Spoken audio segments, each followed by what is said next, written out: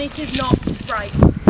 I think it's quite easy to pretend that because we live in a nice town, nothing bad ever happens, and women feel safe and respected at all times.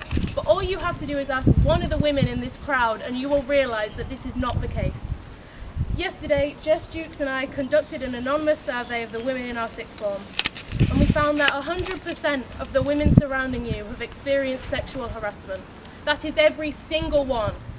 We also gave women the opportunity to give their own experiences anonymously so that everyone can see how close to home this issue is. This is not some alien experience that only a few people have.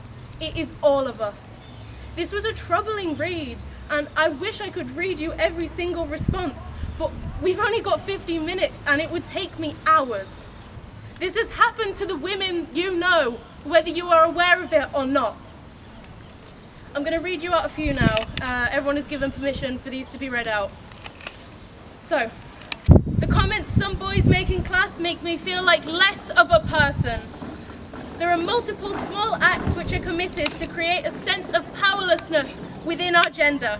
Sexual assault, abuse and harassment is present in every area and every community, and this needs to stop. If men educated themselves and understood the value of women's voices, perhaps experiences like this would have been prevented. It's the little things, it's the shouting, it's the insults, it's the harassment that grow into the atrocities that I have read you today. It needs to be stopped as soon as possible. Even if you think you're already educated, there's always so much more you can learn from us, so listen. You don't have to look very far into this crowd to see somebody who has been a victim of sexual harassment. And men, you need to realise we are not making you all out to be rapists and murderers. We are only asking that you believe us when we say we are uncomfortable. Listen to us when we tell our stories. Help us fix what is so desperately broken, even within our school. I want you to know how close to home this issue is and how deeply it affects every single woman here. You need to have these conversations with your friends and with yourself to see what you can do to help us. Because I am tired of ripping a piece of my hair out for DNA evidence every time I travel alone, just in case something happens. I am tired of not being allowed out after dark. I am tired of being treated like I am lesser purely because of the circumstances of my birth.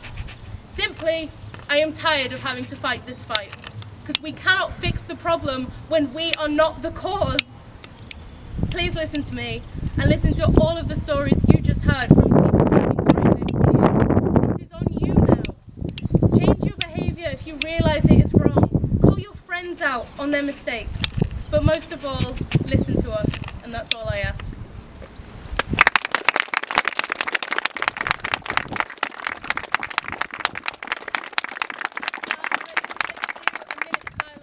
Sarah Everard and all of the women who have been taken from us untimely in the last 12 months.